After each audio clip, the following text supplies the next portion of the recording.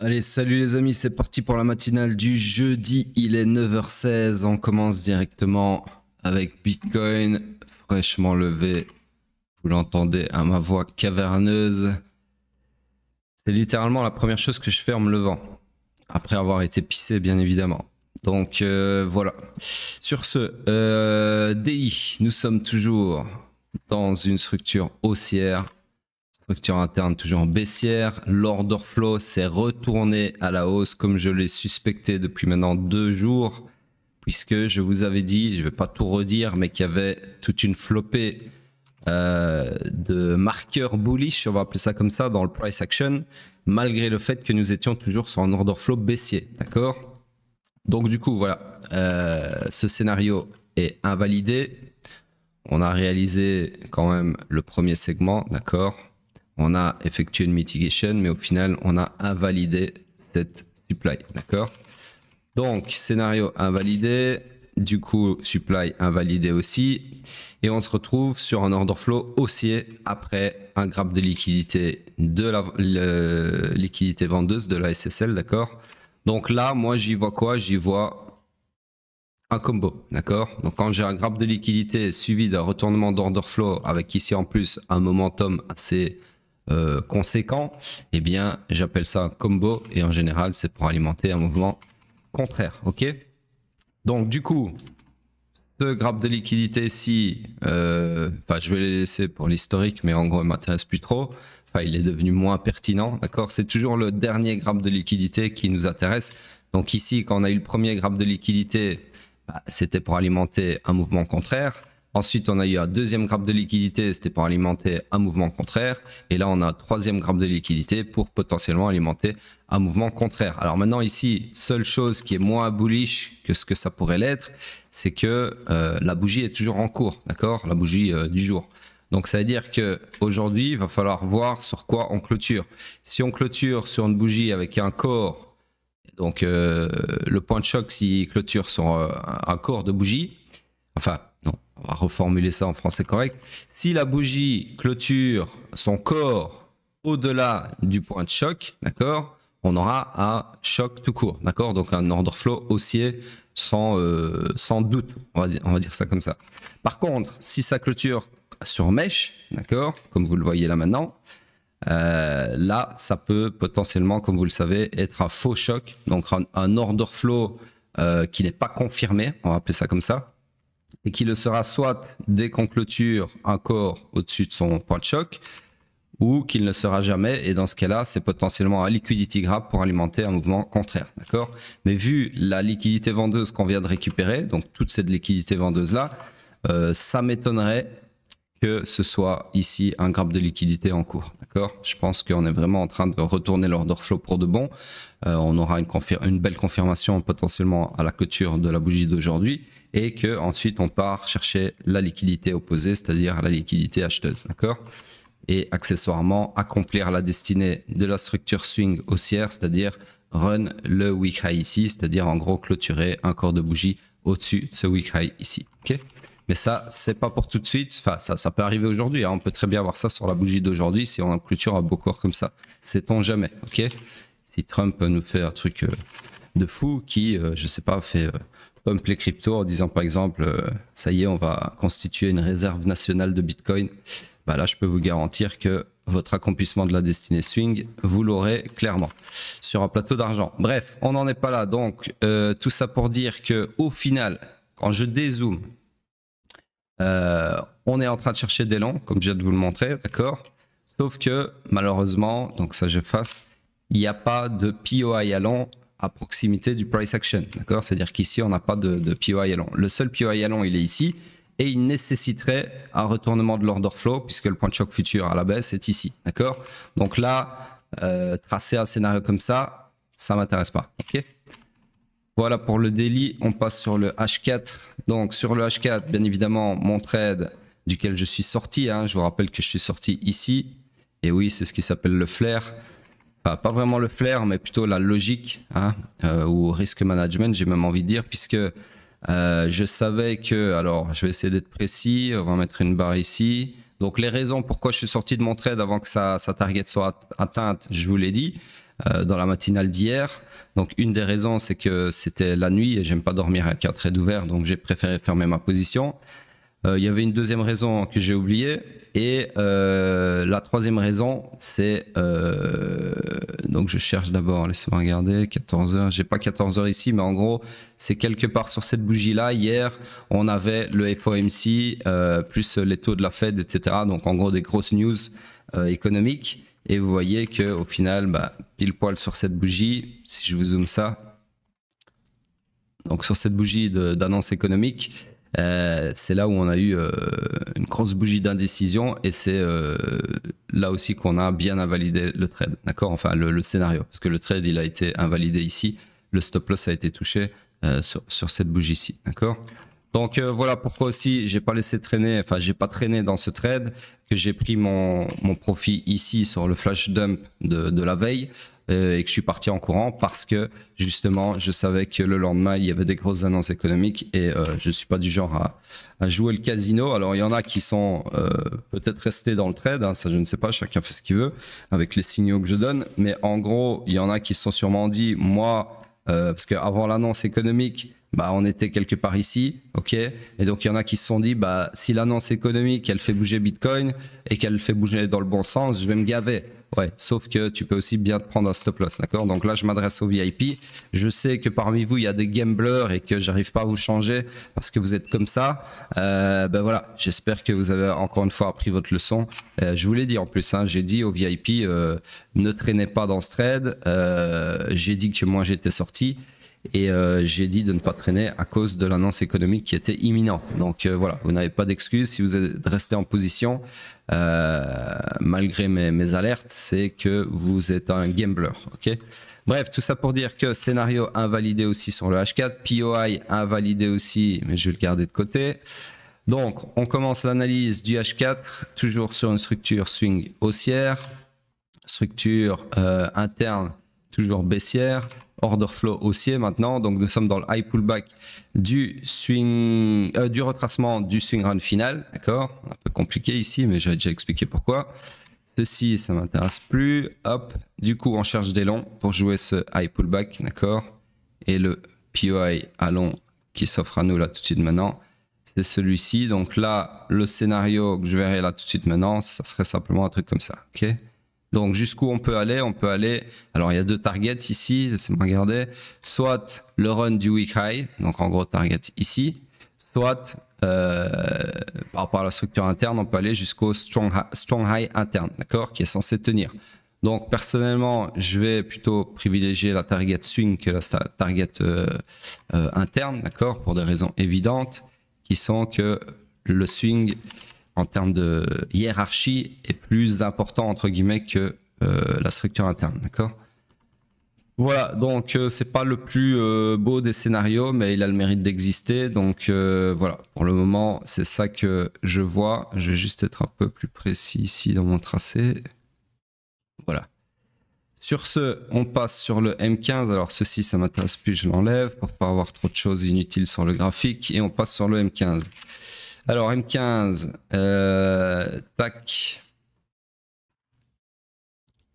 comme ceci, toujours dans une structure swing baissière. La structure interne, on va la mettre à jour, mais à mon avis elle est haussière. Donc en gros ici on a eu la structure interne qui était baissière, qui s'est retournée à la hausse, comme ceci. Ensuite on a eu une perpétuation à la hausse, et nous sommes donc, comme je le suspectais, dans une structure interne haussière. Je récupère mon POI ici. L'order flow est également haussier, donc nous sommes potentiellement dans le high run final du swing pullback, d'accord. Donc on cherche des longs. Le seul POI à long qui est à proximité du price action, c'est celui-ci. Malheureusement, il nécessiterait un retournement de l'order flow à la baisse sur le point de choc futur ici. Donc du coup, un scénario comme ça, c'est pas faux, mais c'est pas le plus HP pour le moment, d'accord. HP voulant dire high probability. Alors, je réponds quand même à cette personne sur Twitter qui a dit que j'avais l'air de faire de la rétention d'informations dans mes matinales pour qu'on souscrive à mon mentorat, à mon service, comme il a dit. Eh bien, pas du tout, d'accord. Tu te mets le doigt dans l'œil. Donc, j'aimerais bien revenir là-dessus vite fait, parenthèse. Je ne fais pas de la rétention d'informations pour la simple et bonne raison que si je voulais faire de la rétention d'informations, un, je n'offrirais pas un trial gratuit, donc un essai gratuit à ma formation. Deux, je ferai encore moins des matinales tous les jours, d'accord, en disséminant une grosse partie des skills analytiques qu'on apprend chez nous. Enfin, une grosse partie, on va dire 33%, on va dire un tiers. Dans ce que vous voyez dans les matinales, il y a potentiellement un tiers de ce que vous apprenez réellement dans le mentorat, d'accord, pour ceux qui se posent la question. Donc non, je ne fais pas de la rétention d'informations pour essayer de vous convertir, parce que un, j'en ai rien à branler, parce que je ne vis pas de ça, je le dis, je le répète pour ceux qui le savent déjà, mais vous vous doutez bien qu'avec les prix que je fais sur le mentorat et le nombre d'élèves que j'ai difficilement les moyens de vivre là-dessus, d'accord, hein, n'importe quelle personne avec un QI dans la moyenne peut le comprendre. Donc, en plus, le mentorat, il a 1 an et demi, les amis. Ça fait depuis 2017 que je fais du trading. Donc, j'ai fait quoi avant ça? Je dormais sous un pont. Arrêtez d'être bête, d'accord? Donc, je fais pas de la rétention d'informations. Et ce que je voulais surtout que vous compreniez, c'est que il y a tellement de choses à apprendre dans le mentorat que je peux pas, dans une matinale de 10 minutes, vous faire un cours tous les jours sur une formation qui a un contenu de, allez, grosso modo, j'ai jamais vraiment compté le nombre d'heures, mais je pense qu'il y en a au moins pour 10 heures de vidéos, d'accord? Donc je peux pas vous mettre 10 heures de skills dans une vidéo de 10 minutes, c'est pas possible, ok? Donc arrêtez de dire que je fais de la rétention d'informations ou que sais-je, c'est juste pas possible. Je peux pas expliquer tout tous les jours dans la matinale et vous faire des cours. Ça serait des matinales qui dureraient 3 heures et encore je suis gentil, d'accord? Donc voilà, fermeture de la parenthèse, c'était juste pour clarifier ça. Parce que s'il y a bien une chose que j'aime pas, c'est qu'on dise n'importe quoi sur ma personne, en plus sur des choses sérieuses, d'accord? Donc ici, en l'occurrence, le trading. Sur ce, pétrole, Daily. Bah, toujours pareil, absolument rien de plus à dire, d'accord? On est toujours dans le swing pullback, on cherche toujours des shorts selon un de ces deux scénarios sur un de ces deux POI, ok? J'ai juste caché ceci, hop, voilà. Et ceci aussi, hop. Alors, H4. Sur le H4, laissez-moi dézoomer ceci, toujours dans une structure haussière que j'agrandis un petit peu comme ceci. Structure interne, laissez-moi juste effacer ceci. Ça, je garde. Hop, hop, hop. Tac, voilà. Donc, je disais, structure interne, c'est perpétué encore une fois. Non, pas encore, autant pour moi. Donc, structure interne, toujours ici, baissière. L'order flow, toujours baissier. Donc, ça fait des jours qu'on est sur un order flow baissier. Ça fait 2 jours et 12 heures qu'on est toujours sur le même order flow baissier H4, c'est assez rare. Donc en gros, ça fait 2 jours et 12 heures que l'order flow H4 il n'a pas bougé. Et vous avez sous les yeux mon scénario qui se déroule à merveille. D'accord? On arrive tout doucement à la target ici, qui est, je le rappelle, la demande ici. D'accord? Donc voilà, hein, encore un bel exemple que juste avec la structure, enfin le skill structurel, bah, vous pouvez arriver à établir des scénarios à haute probabilité. C'est ce que j'ai fait sur Twitter avant de commencer les matinales sur YouTube. Quand je vous postais des flèches bleues comme ça sur le H4 sur Bitcoin et que 90% du temps ça se réalisait, ben voilà, c'est tout ce que je fais dans les matinales, ni plus ni moins, d'accord? C'est vraiment, et ça c'est encore une fois un tiers de ce qu'on apprend dans le mentorat. Après, vous avez toute la partie entry model, donc comment est-ce qu'on rentre dans cette zone ici, d'accord? Parce que là, oui, avec la structure, vous pouvez prendre des trades pipi caca en mode je vais, vu qu'il a tracé, donc je vais vous faire une petite simulation quand même pour que vous compreniez de quoi je parle. Donc si je coupe ici, donc j'avais tracé à cette bougie là exactement mon scénario suivant. Donc là, quelqu'un qui n'a pas les skills qui manquent, hein, qui sont cachés dans la matinale, eh bien il aurait pu prendre un trade comme ça en se disant voilà, moi je vais prendre le trade de Stradamus, en gros quand ça va taper là, bah, je vais rentrer, mon stop loss sera là et ma target sera ici. Et au final, bah, vous voyez que dans ce cas-ci, je dis bien dans ce cas-ci, vous seriez quand même bien, d'accord? Donc sur ce, ça c'est une façon de faire, mais c'est une façon très très loin de ce qu'il y a moyen de faire, d'accord? Donc nous, ce qu'on fait dans le mentorat, c'est que dans cette zone-là, on descend sur la low time frame qu'on appelle ça, donc sur des unités de temps inférieures au H4, et on trouve plusieurs trades là-dedans, d'accord? Donc ça, c'est beaucoup plus lucratif, bien évidemment, ok? Bref, sur ce, le scénario, je le laisse parce qu'il n'est pas encore réalisé, et on passe sur le M15. Sur le M15, je dézoome. Alors, ici, j'agrandis mon range. On n'a pas encore clôturé sous le week low, d'accord? Le week low qui est ici. Donc, le range est toujours le même en termes de structure swing. La structure interne, bah là, on a vraiment de quoi mettre à jour. Donc, laissez-moi regarder. Tac, tac, tac. Ici, on a eu une perpétuation tant bien que mal ici. Et donc, on est toujours dans cette structure interne baissière, d'accord? L'order flow est baissier aussi. La structure swing est baissière aussi. Donc, je vous le donne en mille. Nous avons une structure fully aligned à la baisse. On cherche donc des shorts et uniquement des shorts. Sauf que le seul... Ah non, ça va, il y en a un ici, autant pour moi. Alors, il n'est pas confirmé encore. Il est en cours de confirmation. Mais je pense qu'on va confirmer ce POI. Donc, en gros, ici, c'est moi regarder un truc, ouais. Vous avez un POI à shorter, donc le trade à prendre, ça sera un truc comme ça. D'accord? Là, tout de suite maintenant. Voilà, sur ce, on passe sur le weekly sur Bitcoin. Donc ici, les amis, on a vraiment un truc super bullish. C'est vraiment propre. Enfin, propre, non, c'est pas propre. Hein. Ça aurait été propre si on avait clôturé un corps de bougie la semaine passée au-dessus de l'ancien all-time high. Là, ça aurait été propre. Mais là, on va dire c'est un beau rattrapage, on va appeler ça comme ça, du fiasco de la semaine passée, en termes de clôture du moins. Donc voilà, c'est magnifique. Belle bougie marteau en cours. Il reste encore 3 jours et 16 heures, donc il peut encore se passer tout et n'importe quoi. Mais j'ai bien l'impression, les amis, qu'on va accomplir la destinée de la structure swing haussière en clôturant un corps de bougie au-dessus de ce week high ici, d'accord? Si pas cette semaine, peut-être la semaine d'après ou d'après ou d'après, on ne sait pas. Mais voilà, c'est bien parti en tout cas pour ne plus aller au sud, d'accord? Et si on y va, là, je pense que c'est vraiment la fin des haricots parce qu'on va prendre minimum cette liquidité. Ensuite, on va aller minimum taper les 50% de ce FVG et puis encore minimum taper la demande ici, d'accord? Et plus bas si affinité, d'accord? Donc, espérons qu'on ne voit pas ce bain de sang, en tout cas pas tout de suite. Il va arriver ce bain de sang, hein, j'aime autant vous le dire, hein, parce qu'il y en a qui croient que parce que on va aller faire probablement encore un nouvel all-time high, on n'ira jamais visiter ces zones-là. Ça, les amis, ça nous pend sous le nez. C'est juste qu'on ne sait pas quand, d'accord? Alors, est-ce que ça va arriver dans les prochaines semaines ou bien est-ce que ça va arriver dans le prochain bear market? Moi, pas savoir, ok?